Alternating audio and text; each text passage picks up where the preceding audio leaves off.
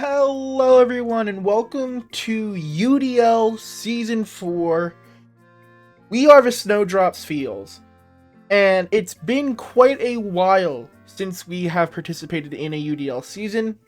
Well, the last season was UDL Season 3, which we did participate, which you can find a playlist of the gameplay in the channel if you go to playlists. I have a whole bunch of Draft League content that is ready to watch at a moment's notice. But for a refresher, the draft rules for UDL are as follows. Each team must draft 11 Pokemon.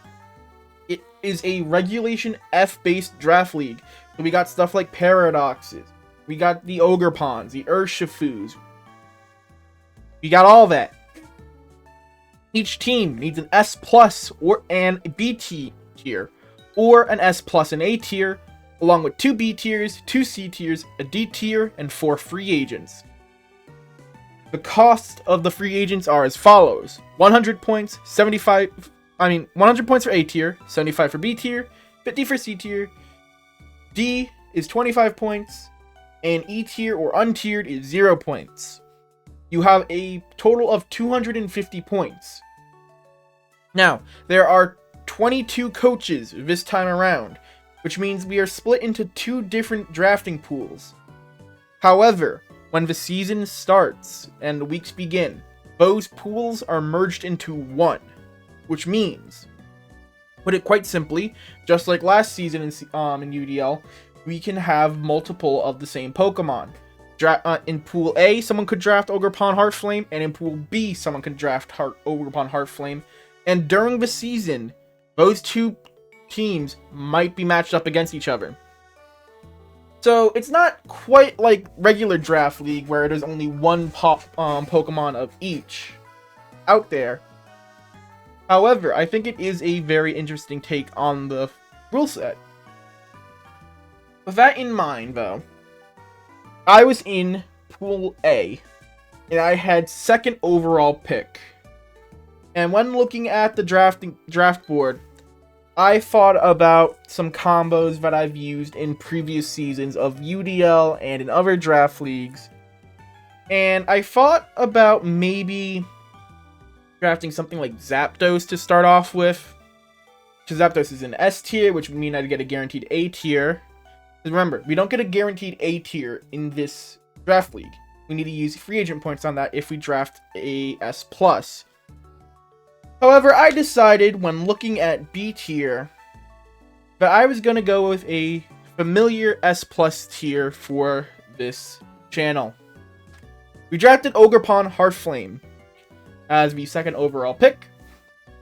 Ivy Cudgel is a stupidly strong signature move. 100 base power, no drawbacks, with a high chance to crit. With the type dependent on Ogerpon's mask, we have the Heartflame mask, so we are going to be Fire Grass Ogerpon. 120 attack, 110 speed, with access to Follow Me. We have some decent coverage in, I think, Ground, Fairy, and Grass. Well, Grass with Stab. We have Spiky Shield for defense, and as I said, Follow Me for redirection if we want to play a more supportive Ogerpon.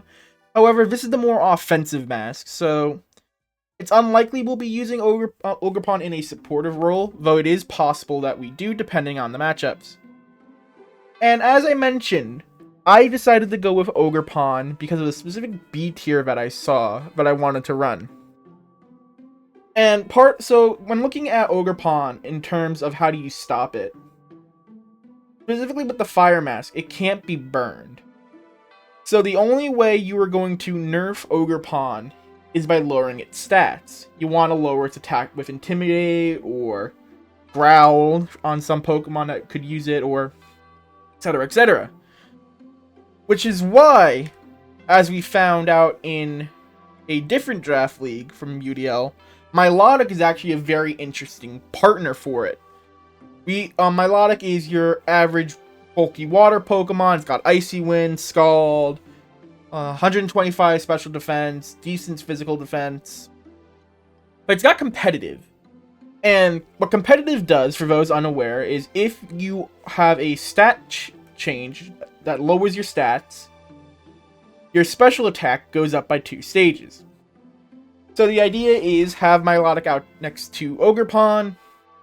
If they want to bring in an Intimidate Mon to try and nerf Ogerpon, they will buff Milotic. But aside from that, Milotic is just a really good bulky water to have, as we've learned in past draft leagues. Another Pokemon that we've learned is pretty good in past draft leagues, and is also in B tier, is Crocodile. I don't know why this picture is so low res compared to the others, but Intimidate is a pretty solid, reliable Scarfer. 117 attack, 92 speed. 92 is a decent speed stat in the fact that it is at a speed tier where it could run Choice Scarf, obviously, because then it outspeeds pretty much everything. But it's still at a good speed stat to where it doesn't need to. It can run something else instead. We have Intimidate on our side of the field now to threaten off physical attackers on the enemy team, because while Milotic is especially bulky, it's a little bit frailer on the physical side, so we get an Intimidator. We get Stab Knockoff, we get strong Earthquakes, and if we don't want to run Intimidate for a week, we could do Moxie and potentially be a sweeper with Crocodile. But if we want to be using Earthquake, we need a good, reliable partner for it, because, well, Intimidate can be risky, right? As you're potentially hating your own partner. But what if there is a Pokemon that can cover for Crocodile's weaknesses that can't be hit by Earthquake? And that Pokemon is not Raikou. That's later. I forgot we didn't draft that Pokemon yet. Sorry for be teased, but we need to get back to some more traditional stuff for me. And a Pokemon archetype I always like to grab in Draft League is the fast electric type. And Raikou fits that bill. It is not as strong as some of the electric types we've drafted in the past. And by electric types, I mean a singular one.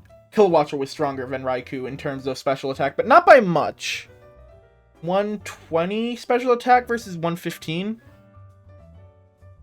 And then 115 speed on Raikou. But the real value I see in Raikou, aside from just being able to throw off fast Thunderbolts, is it's got 2 interesting support moves in Electroweb and Electric Terrain that I want to take advantage of. Of course, Electroweb is speed control. Electric Terrain sets up the Electric Terrain, which will boost Raikou's electric moves, as well as give an activation for our next pick.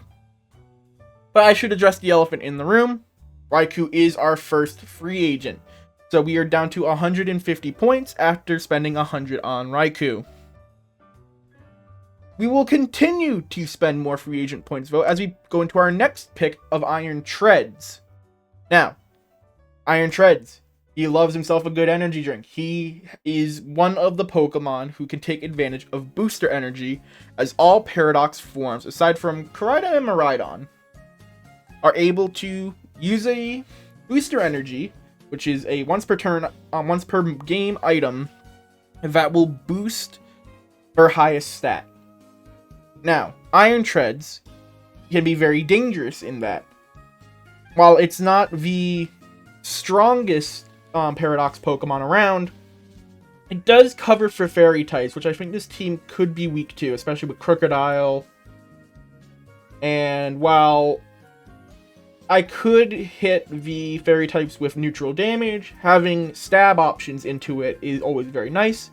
This covers for Flutter Mane, because Flutter Mane was drafted. And while we are weak to Mystical Fire, Iron Treads can Terra. This is, unless I'm mistaken, closed Terra sheets, and you could choose whatever Terras you want for best of 3. So I know some other VGC leagues will do open Terra, where your opponent will know what Terra types you are, but I don't think we're doing it for UDL. Again, if I am wrong, I will correct it when we go into week 1. But the electric terrain that I mentioned earlier is interesting for Iron Treads specifically, because we have a bulky support option that can set up electric terrain for Iron Treads, which will free up its item slot. Now, how practical is that? Not very. I'm most likely still going to be running booster energy on Iron Treads most of the time. But that is an option we have, and I wonder, part of my philosophy with this team is it's just fast offense from all forms of direction. Is Iron Treads going to most likely be booster energy every week it comes? Yes. However, if you see it next to Raikou, whatever, you have to have it in the back of your head, okay, is Iron Treads going to be set up by Raikou? And I'm hoping that the sacrifices that my opponent needs to make in order to cover for everything gives me a slight edge against matchups that I would probably lose otherwise. I am a very reactionary based prepper when it comes to matches. I don't really like having a predetermined idea for how my team is made. Like, I don't build Weather teams, I don't build Trick Room teams that well. I just build coverage. And coverage that can hit you from any direction is hard to potentially have to prep for. And if it can hit you fast, that's another thing you have to worry about. So that's kind of the philosophy behind this team. And sorry for the tease, but we will actually, for real this time, get into the partner for Crocodile. And you've seen her before.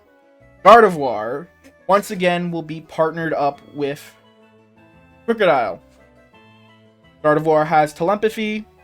It's a Gardevoir is a Swiss Army knife in terms of coverage, Energy Ball, Thunderbolt, Mystical Fire, Psychic, Dazzling Gleam, Moonblast. Gardevoir can really hit for whatever special move I need it to hit for. And in a way, it is able to come off to people off guard. In last season of PDL we did, when I fought Robbie, having Energy Ball on Gardevoir for the Gastrodon proved to be a very problematic thing for him to deal with, because, I mean, you see Gardevoir and you're expecting Dazzling Gleam or Moonblast, but then Gardevoir hits you with a random special attack coverage move, because it just gets a lot of good special attacks. It's also the fairy for the team. Now, I was sniped on this. I did originally want Florges for this team, because while Florges is slower and doesn't really fit into the archetype of just fast offense, it actually pairs really nicely with Ogerpon in that it is able to give Ogerpon protection through its ability of Flower Veil, right? Is it Flower Veil? I think it's Flower Veil. In which all grass types on your side of the field won't experience stat drops or status move. I think it's status moves included, or it might just be stat drops. Point is that would have been really good protection for Ogerpon, though it was unfortunately taken. However, Gardevoir still serves a very strong function on this team, and it is just potential problems for my opponent. Now, when it comes to how the speed tiers are looking up, we have 2 Pokemon over base 100 right now. Do we? Yeah. Base 90, a base 80, a base 81. We don't exactly need Tailwind, though it would be nice to have. And now that we have exhausted our free agents and all of our B tiers, I need to start looking lower. And in C tier, I actually find a very interesting option that fits into the core of this team and the philosophy behind it. I draft Braviary next. Now, Braviary is a very interesting C tier pick because on paper, it actually looks really strong until you start looking at its moves. It is a 123 base attack with 80 base speed. It provides the team Tailwind support for if I need to face a Tailwind Pokemon team. Got Defiant, it's got Sheer Force, and Sheer Force looks really good, right? I'm like, holy heck, a Pokemon with 123 attack gets Sheer Force? And then you look at Braviary's moveset. It's a Tauros situation where it doesn't really get any good options that benefit from Sheer Force that are Stab. It gets Rock Slide, but that's coverage. However, Defiant looked really interesting here because it is another Pokemon that I could pair up to next to the Ogerpon. That someone wants to lower Ogerpon stats, but whoa, you gave Braviary a attack raise, and it is going to hit you with a Sky attack with a is it not a Mental Herb? It's a I think it is Mental Herb. No. Whatever the herb is that it allows Power Herb. Is it Power Herb? Regardless, Braviary can hit you with a strong attack afterwards, after a +1 attack raise from you trying to lower Ogerpon's stats. I don't expect to bring Braviary every week because, if I'm honest, flying coverage isn't that needed in this league, I don't think. I need to take a better look at the rest of my potential opponents, but I don't think flying coverage is that needed. However, if I am facing a team that has a heavy reliance on Tailwind, Braviary might show up. But now we are really into the back end of the draft. And I'm trying to find a good D tier pick for this before getting my other C tiers. Because if there's one thing that shines true with Draft League, is that the good S and S pluses go quick, and the good D tiers go quick. Because when you go that low, you need to be grabbing Pokemon for specific niches. And usually the ones with good niches are taken quickly. Which is why I was pleasantly surprised to find Grookey was still available. Now, Grookey, similar to Thwackey, really only serves one purpose. Well, two purposes. Fake Out and Grassy Terrain. Luckily for me, Grookey actually does those quite well for this team, as I have yet to draft a Fake Out user before Grookey, and Grassy Terrain is able to give passive healing to Milotic, and give Ogerpon access to priority through Grassy Glide, and as well as just boosting moves like Woodhammer. But Grookey has another purpose, and that purpose is to give a assist to our next C tier pick, Hitmonlee. Now, Hitmonlee, when you look at it, stats, is not very impressive. It's pretty frail, 50 base HP, but it does hit hard. 120 attack, and 87 is a decent speed. However, it can go even faster thanks to Unburden, which Grookey is able to easily access for it with the Grassy Terrain.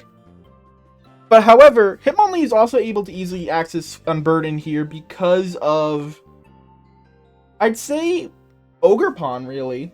Because as I mentioned, Ogerpon can only be ruined by stat drops. And Hitmonlee is in an interesting position where I could give it a White Herb and have it be on a lead, expecting my opponent to bring their Intimidate Pokemon into the Ogerpon.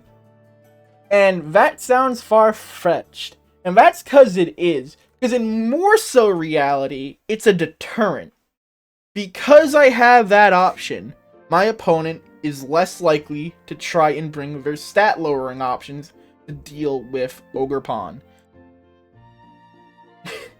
I am going really out there in this. But the point of the matter is, Hitmonlee is also just Fighting Stab for the team, which at the moment, up until then, we didn't have. And it's another Fake Out Pokemon aside from Grookey, which I could take from into more matches aside from just niche uses for Grassy Terrain. which just leaves us with our 50 points for free agents.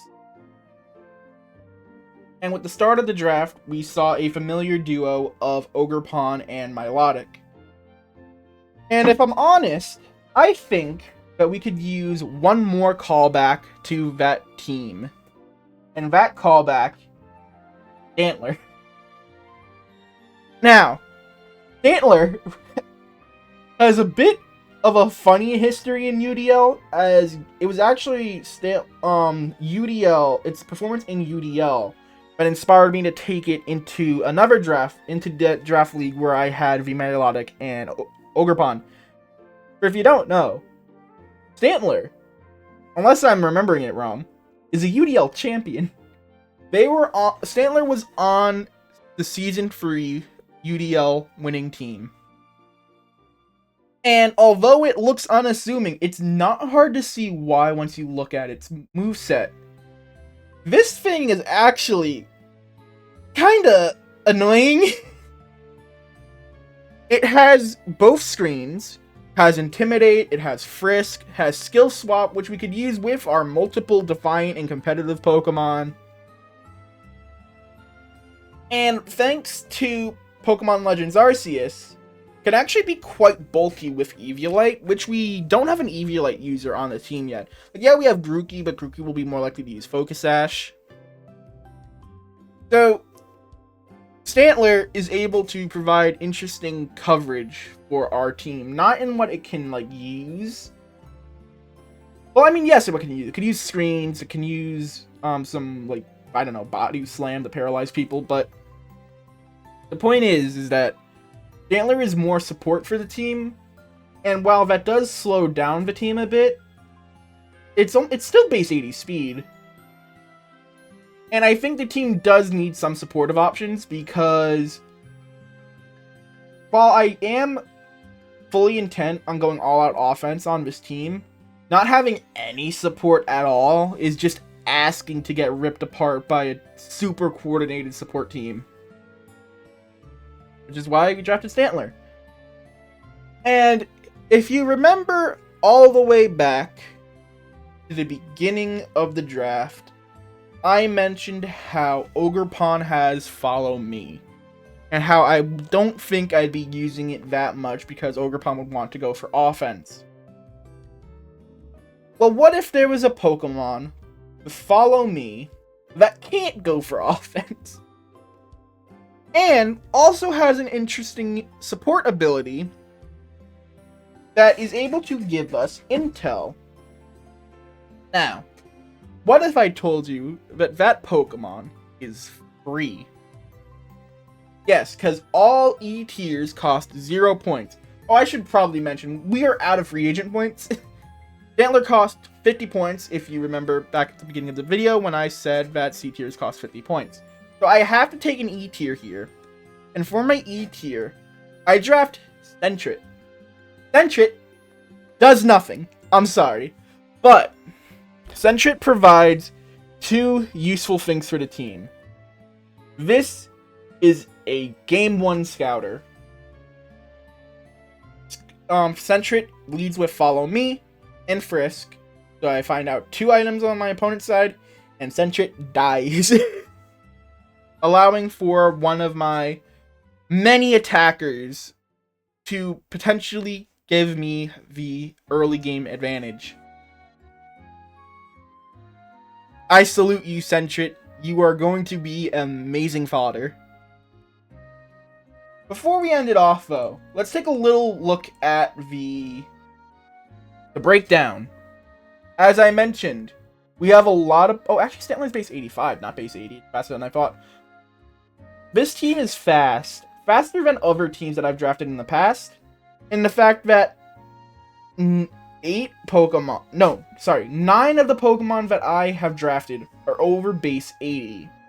And only the babies are below that. So this team goes fast. Goes very fast. So I'm hoping that that gives me the first advantage of this team. But we do have quite a few common weaknesses that we have to avoid. Fighting is a big one. While Stantler and Ferret are Pokemon that I'm not too worried about when it comes to the fighting weakness. Stantler, as I said, can be decently bulky with Eviolite, and Sentret's whole purpose is to die. Iron Treads and Crocodile are an issue when it comes to the fighting weakness, because I could actually see those two both being on the same teams from week to week, considering that they do very different roles. Because Sentret and Ferret, Ferret. Sentret and Stantler have both very similar options in the fact that they are support. It is unlikely that I'll be running both supportive Pokemon on the same team at once. However, with Crocodile and Iron Treads being very different attackers, it's very possible that I'll be running both of them at the same time. So them having sharing that weakness is pretty problematic. Then we got 3 Pokemon weak to Ice. So really, I'd see it as only 2 Pokemon weak to Ice, could just Ice to everything. And what's another one? Flying is also a big weakness. So I'd say it's more of a problem in the fact that I only have 2 resistances to it, but flying isn't something I have to be worried, I guess, too much about. And then poison's actually another interesting one to worry about, because poison's actually a way of dealing with 2 of our main attackers of Ogerpon and Gardevoir. Then we have our various forms of VGC moves. We got 2 Follow Me users. I think everyone learns Helping Hand. Who doesn't learn Helping Hand, actually? So we got 1, 2, 3, 4, 5, 6, 7, 8, 9. Okay, so it's Grookey and